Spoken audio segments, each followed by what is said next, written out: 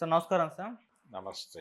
Sir Hydraa పైన కాంగ్రెస్‌లోనే భిన్నాభిప్రాయాలు వ్యక్తమవుతున్నాయి సార్. ఇటేమో రేవంత్ రెడ్డి గారేమో హైడ్రా కంటిన్యూ చేస్తుంది, కూల్చేస్తుంది అని చెప్పేసి ఒకవైపు చెప్తూ ఉంటే, మరోవైపు వాళ్ళ లీడర్సే దానం నాగేందర్ గారు మొన్న అన్నారు. పేదరిల్లు కూల్చకండి, ఐమాక్స్‌ని కూల్చండి అని చెప్పేసి అన్నారు. ఇవాళ మధు యాష్కి గారు పేదరిల్లు కూల్చకండి, నేను వాళ్ళకి మద్దతుగుంటాను అని చెప్పేసి ఆయన ఒక స్టేట్మెంట్ ఇచ్చారు. అంటే ఒక రకమైన తిరుగుబాటైతే నడుస్తుంది కాంగ్రెస్ పార్టీలో. అంటే ఇది కాంగ్రెస్ పార్టీకి వైఖరి గురించి మీరు ఇంతకుముందు చెప్పారు. బెత్తం చూపిస్తారు, క్యారెట్ చూపిస్తారు. అటువంటి శైలిలో వెళ్తుందా? లేకుంటే నిజంగానే వీళ్ళ మధ్య ఇటువంటి వ్యతిరేకత, భిన్నాభిప్రాయాలు వ్యక్తమయ్యాయి సార్. ఏం చెప్తారు సార్ దీని గురించి? భిన్నాభిప్రాయాలుగా అనుకోనక్కర్లేదు. హ్మ్. ఇది ఒకే పార్టీ 2 పనులు ఏకకాలంలో చేయటం అనేది కాంగ్రెస్ పార్టీకి కొత్తేం గాదు. ఓకే. వేదాంత కంపెనీకి అనుమతి ఇచ్చిన యూపీఏ ప్రభుత్వం నడుస్తున్న రోజుల్లోనే వేదాంత కంపెనీ ఎవరి జీవితాలనైతే చిన్నాభిన్నం చేస్తుందో, ఆ గోండుల తరఫున పోరాటం చేసి, వాళ్ళతో ఉండి, వాళ్ళతో తిని, వాళ్ళతో డాన్సులు చేసినటువంటి విచిత్రమైన పరిస్థితుల్లో రాహుల్ గాంధీ గారు వ్యవహరించిన తీరు, తర్వాత కొన్ని రాయితీలు ఇవ్వటం మనకు తెలుసు. కాబట్టి ఈ దేశంలో ప్రజలు నిర్వాసితులు అవటము, అలాగే ఈ నిర్వాసితుల సమస్యల్ని పట్టించుకోకపోవటము, నిరాశ్రయులు అవటము, ఈ కార్యక్రమాల వెనకాల కాంగ్రెస్ పార్టీ కంట్రిబ్యూషన్ ఖచ్చితంగా ఉంది. కాంగ్రెస్ పార్టీ ఈ రోజుకి నాగార్జున సాగర్ కింద ప్రాజెక్టు కింద నిర్వాసితులైన వాళ్ళ సెటిల్మెంట్లు పూర్తి స్థాయిలో కంప్లీట్ కాలేదు అనే వాస్తవం అందరికీ తెలుసు.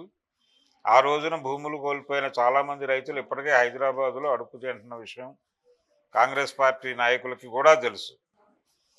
నిరాశ్రయులై రైల్వే స్టేషన్స్లో పడుకుంటున్నటువంటి నిరాశ్రయుల జాబితాలో వాళ్ళ వాళ్ళ ఏమిటి, వాళ్ళు ఎక్కడి నుంచి వచ్చారో, వాళ్ళ రూట్స్ ఏంటి, ఆరిజిన్ ఏంటి అనేది కనుక ఎంక్వైరీ చేస్తే నాగార్జున సాగర్ కింద నిర్వాసితులైన వాళ్ళు సెటిల్మెంట్లు ప్రాపర్గా కాని కుటుంబాల్లో చితికిపోయి సర్వనాశనమైన పిల్లలు ఇక్కడికి వచ్చి బతుకుతున్నారు హ్మ్. అనే విషయం తెలుస్తుంది. కాబట్టి ఈ నిర్వాసితులు అవటము, నిరాశ్రయులు అవటము, ప్రజల్ని నిర్వాసితులను చేయటము, నిరాశ్రయులు చేయటము కాంగ్రెస్ పార్టీకి కొత్త ఏం కాదు. వాళ్ళ చరిత్రలో ఉంది అది.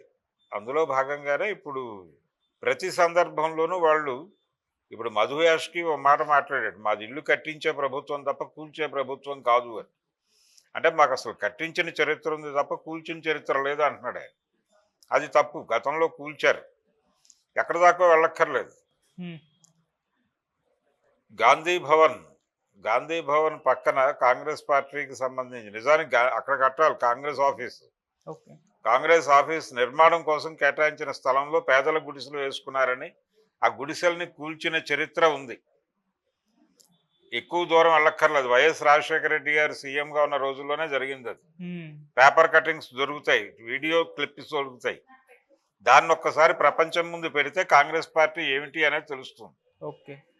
అలాగే దానం నాగేందర్ అన్నట్టుగా ఐమాక్స్ని కూల్చేయాలంటే ఐమాక్స్ దగ్గర పిల్లల పార్క్ కట్టాలి అనేది ఒకటి పీజీఆర్ గారి డిమాండ్ ఉండేది హ్మ్. పాత రోజుల్లో. నిజానికి అది మాస్టర్ ప్లాన్లో అదే. దాన్ని ఖాతరు చేయకుండా చంద్రబాబు నాయుడు గారు వన్ సైడ్గా వ్యవహరించి అప్పుడు విశ్వనగరంగా హైదరాబాద్ను మార్చేటువంటి కార్యక్రమంలో భాగంగా ఆయన ప్రసాద్ ఐమాక్స్కు అనుమతి ఇచ్చాడు. రమేష్ ప్రసాద్ గారు ఆ నిర్మాణానికి ముందుకెళ్ళారు. కాబట్టి దాన్ని కూల్చేయాలి, అక్కడ పిల్లల పార్కు రావాలి అనేవాడు ఆయన పీజీఆర్. ఆయన టార్గెట్లు 2 ఆ రోజున. ఒకటి ఐమాక్స్, రెండోది ఆర్కే సినీప్లెక్స్. ఈ 2 నిర్మాణాలు అక్రమము, వీటన్నిటినీ కూల్చేయాలి అనేటువంటి ఒక ప్రోగ్రాంతో ఉండేవాడు ఆయన. సరే, పీజీఆర్ వెళ్ళిపోయాడు, ఆ డిమాండ్స్ వెనక్కి వెళ్ళిపోయినాయి. మళ్ళీ ఒకసారి దానం నాగేందర్ గారు పీజీఆర్ దగ్గర ఉండేవాడు. ఆయనే ఇతనికి రాజకీయంగా గురువు. పీజీఆర్ పాదులో మొలకెత్తిన మొలకే దానం నాగేందర్. హ్మ్. కాబట్టి ఒక్కసారి తన పాత గురువు గారి స్మృతిలో ఆయన ఐమాక్స్కి వెళ్ళి కూర్చోండి, ఐమాక్స్ని బద్దలు కొట్టండి అనే కార్యక్రమం ఒక నినాదం ఇచ్చి ఓకే.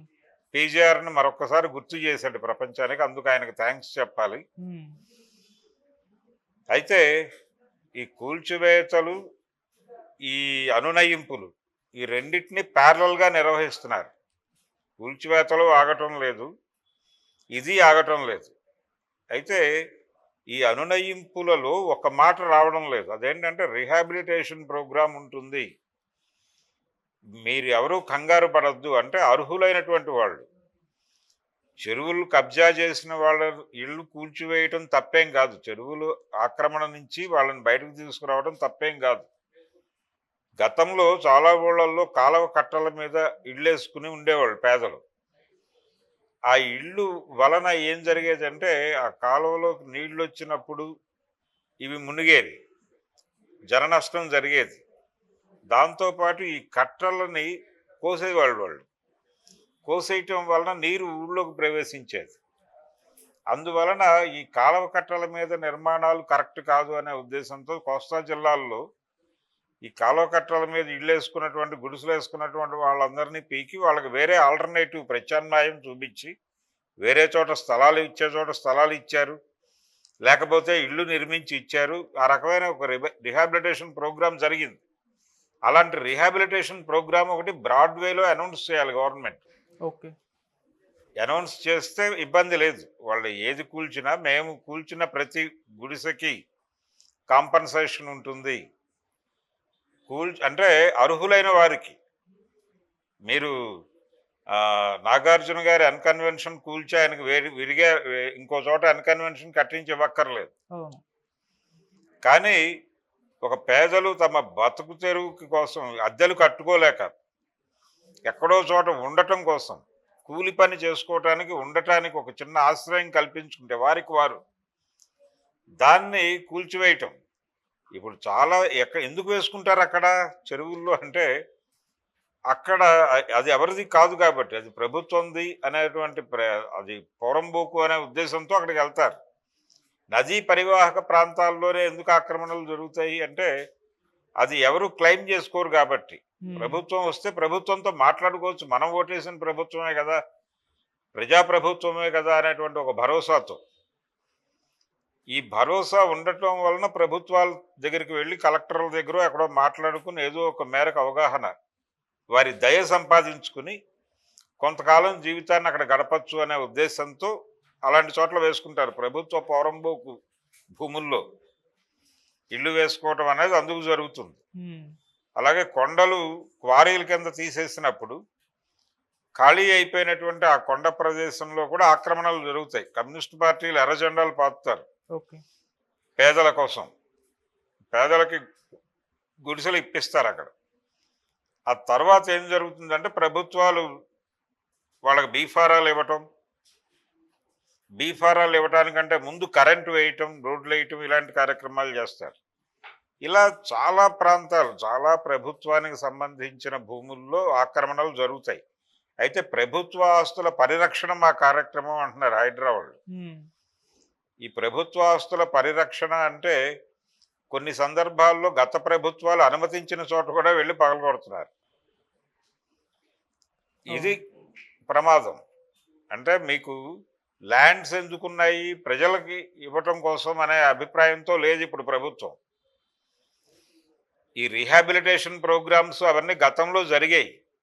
కాలువ కట్టల మీద ఇళ్ళేసుకున్న వాళ్ళని, లేకపోతే చెరువుల్లో ఇళ్ళేసుకున్న వాళ్ళని, లేకపోతే నదుల్లోకి వెళ్ళిపోయి ఇళ్ళేసుకున్న వాళ్ళని తీసుకొచ్చి ఒక సురక్షితమైన ప్రాంతంలో ఇళ్ళు వేసో స్థలాలు ఇచ్చో ఎందుకు చేశారు అప్పట్లో? అప్పట్లో ప్రభుత్వ స్థలాలు జాగ్రత్త చేసి కార్పొరేట్లకు అమ్మేసుకోవాలనే ప్రోగ్రాం లేదు కాబట్టి. ఇప్పుడు ప్రోగ్రామే అది. ఇప్పుడు పేదలు వాళ్ళ దృష్టిలో లేరు. ఇది సంక్షేమ ప్రభుత్వం కాదు. రాజశేఖర రెడ్డి గారు సంక్షేమము అనే దానికి పెద్దపీట వేసాడని చెప్పుకున్నా కానీ, రామారావు గారు చెప్పుకున్నా కానీ, వీళ్ళు ఏంటంటే ₹2 కిలో బియ్యం ఇచ్చి, లేకపోతే ఈయన రూపాయికి కిలో బియ్యం ఇచ్చి రాజశేఖర రెడ్డి ఆరోగ్యశ్రీ పెట్టి, ఆరోగ్యశ్రీ పెట్టడం ద్వారా దాని మీద ఒక విమర్శ ఉంది కదా, ఆరోగ్యశ్రీ పెట్టి వీళ్ళకి ఇన్సూరెన్స్ ఇచ్చి తద్వారా ప్రభుత్వం కార్పొరేట్ హాస్పిటల్కి డబ్బులు పేమెంట్ ఇస్తుంది. అలాగే ఫీజు రీఎంబర్స్మెంటు ప్రైవేటు కాలేజీలకు బి కాంప్లెక్స్ ఇవ్వటం కోసం పెట్టినటువంటి స్కీమ్. ప్రభుత్వ కళాశాలలు మీరు విస్తృతంగా పెట్టి ఉచిత విద్య అందించవచ్చు కదా, ఉచిత సాంకేతిక విద్య అందించవచ్చు కదా అందరికీ, ఎందుకు చేయరు? మీరు విస్తృతంగా 2 ఊళ్ళకి ప్రతి నియోజకవర్గానికి ఒక మెడికల్ కాలేజీ గవర్నమెంట్ తరఫున పెట్టి తక్కువ ఫీజులకు సీట్లు ఇస్తే చాలామంది డాక్టర్లు ఉత్పత్తి అవుతారు కదా. అదెందుకు చేయదు ప్రభుత్వం? రోడ్ల మీద పడుకునే వాళ్ళకి ఆశ్రయ లాంటి కొన్ని ఇవి రీహాబిలిటేషన్ హోమ్స్ ఉంటాయి. ఆ హోమ్స్ తగ్గించేస్తున్నారు ఇప్పుడు. గతంలో చాలా విస్తృతంగా నిర్మాణాలు జరిగినాయి. ఇప్పుడు అక్కడ ఫెసిలిటీస్ తగ్గుతున్నాయి. రెండోది అందులో వాళ్ళు ఖాళీ చేయటం లేదు. అంటే ఒకడు వెళ్ళిపోయి ఒకడు సెటిల్ అయ్యి వాడు వెళ్ళిపోయి ఇంకొకటికి ప్లేస్ ఇవ్వాలి కదా. ఆ ప్లేస్ ఇవ్వట్లేదు కాబట్టి కొన్ని చోట్ల హౌసెస్ మూసేస్తున్నటువంటి సందర్భాలు చూస్తున్నాం. అంటే నిరాశ్రయులు అలాగే నిర్వాసితులు వీళ్ళ పట్ల ప్రభుత్వాల వైఖరిలో చాలా మార్పు వచ్చింది. అది చాలా విజిబుల్గా కనిపిస్తోంది. ఇప్పుడు మాది ఇల్లు నిర్మించే ప్రభుత్వం తప్ప కూల్చే ప్రభుత్వం కాదు అన్న మాట మీద ఆయన నిలబడగలడా? ఆ హామీ ప్రభుత్వం నుంచి ఇస్తున్నాడా, పార్టీ హోదాలో ఇస్తున్నాడా ఆయన? మధు యాష్కి అనేది చూడాలి. ఆయన ప్రభుత్వ హోదాలో కాకుండా పార్టీ హోదాలో ఇస్తే ఆయన వీళ్ళందరినీ తీసుకెళ్ళి ముఖ్యమంత్రి గారి దగ్గర కూర్చోబెట్టి లిస్ట్ అవుట్ చేసి వీళ్ళందరికీ ఎక్కడ రిహాబిలిటేట్ చేస్తున్నారో చెప్పాలి. లేదు ప్రభుత్వం నుంచి ఒక రిహాబిలిటేషన్ ప్రోగ్రామ్ అనౌన్స్ చేయాలి. ఇందులో పెద్ద ఇబ్బంది ఏం లేదు.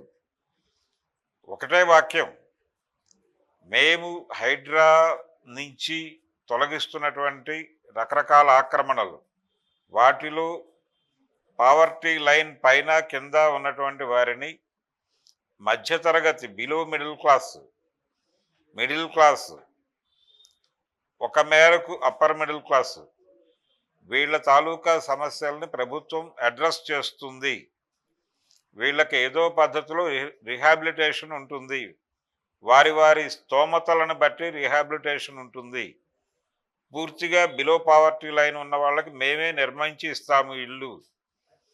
అలాగే మిడిల్ క్లాసు ఈ ఒక మేరకు అప్పర్ మిడిల్ క్లాసు వాళ్ళు ఆల్రెడీ లోనులు పెట్టి ఇల్లు కట్టుకుని నష్టపోయినటువంటి వాళ్ళు ఇబ్బంది పడద్దు.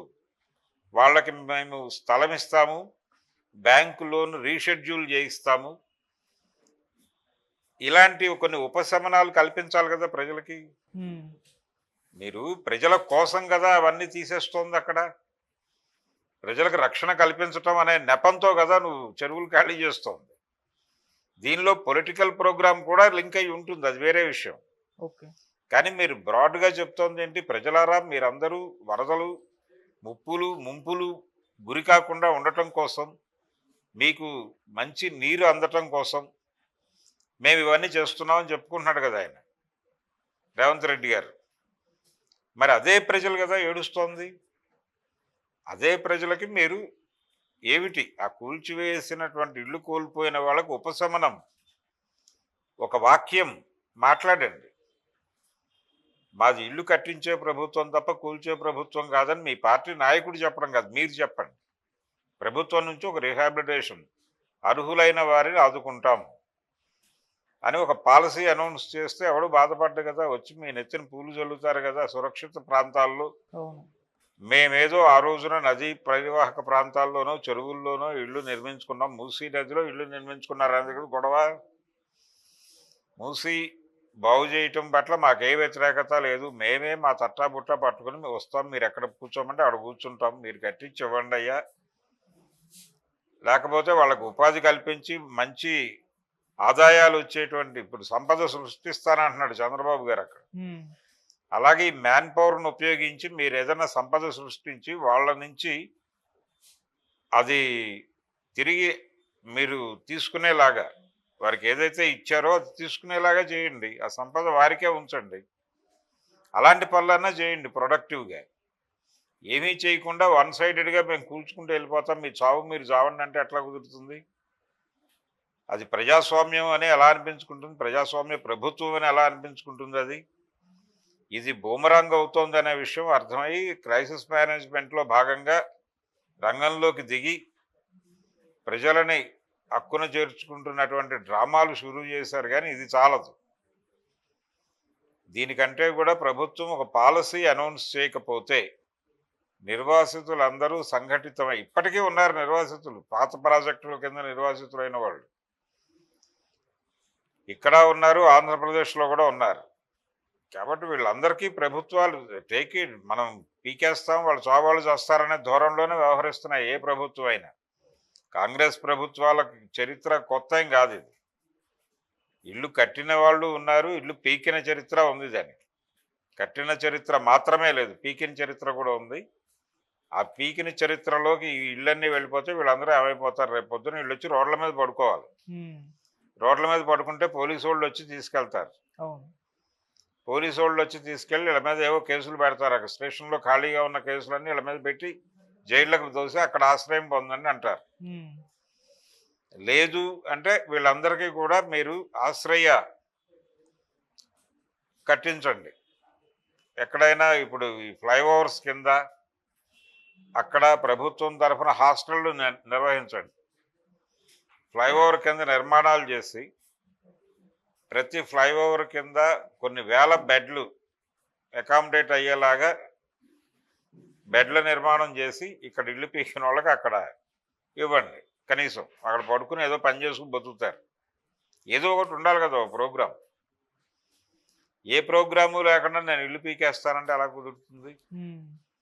పీకేసిన తర్వాత రేపు పొద్దున వాళ్ళందరినీ నేరస్తులను చేసి జైళ్ళకి పంపించి వాళ్ళ జీవితాలతో నువ్వు ఆడుకుంటే అలాగే. ఎక్కడ పడుకోవాలి? ఇల్లు పీకేసిన తర్వాత వాళ్ళందరూ వచ్చి రోడ్డు మీద పడుకుంటే పోలీసు వాడు ఊరుకోడు. ఎందుకు పడుకున్నావు ఇక్కడ? ఈ పక్కన ఇంట్లో కన్నం వేయటానికే అంటాడు వాడు వచ్చి. ఇబ్బంది కదా. అందుకని ప్రమాదకరమైనటువంటి పరిస్థితుల్లోకి ప్రజల్ని నెట్టేయటం అనేది చాలా స్పష్టంగా కనిపిస్తోంది. ఈ ధోరణి మార్చుకోవాలి ప్రభుత్వం. ఈ ధోరణి మార్చుకుని ఇచ్చిపుచ్చుకునే పద్ధతిలో ప్రజలకు అర్థం చేయించి చెయ్యి నువ్వు చేసే పని. నువ్వు నియంతృత్వ పోకడంలో పోతే అట్లాగే నువ్వు ఒక్కడవే పనిచేసే ముఖ్యమంత్రిని అనిపించుకోవటం కోసం, ఆ తాపత్రయం కోసం నీ ఇష్టం వచ్చినట్టు ప్రవర్తిస్తే ఎలాగా? నువ్వు కేసులు పెడుతున్నావు, రకరకాలుగా వేధింపులు చేయొచ్చు, ఏదైనా చేయొచ్చు, కానీ ఇది పద్ధతి కాదు. ఈ పద్ధతి కాదు. ఇది ఈ బయట మాట్లాడుతున్నటువంటి దానం నాగేంద్ర కావచ్చు, లేకపోతే మధు యాష్కి కావచ్చు, మరొకరు కావచ్చు, కోమటిరెడ్డి కావచ్చు, వీళ్ళందరూ కూడా పార్టీ హోదాలో మాట్లాడుతున్నారా, ప్రభుత్వ హోదాలో మాట్లాడుతున్నారా? క్లారిటీ ఇచ్చి మాట్లాడాలి. ప్రభుత్వం నుంచి పాలసీ తీసుకురావడానికి ప్రయత్నం చేసినప్పుడు మాత్రమే మీ మాటలు నమ్ముతారు జనాలు. లేకపోతే మిమ్మల్ని తీసి అదే మూసీలోను, అదే సున్నం చెరువులోను, లేకపోతే మీరు ఎక్కడ ఇళ్ల మీద దాడులు చేశారో ఆ చెరువుల్లో మిమ్మల్ని ముంచేసే ప్రమాదం అయితే ఉంటుంది. Okay sir, thank you so much sir.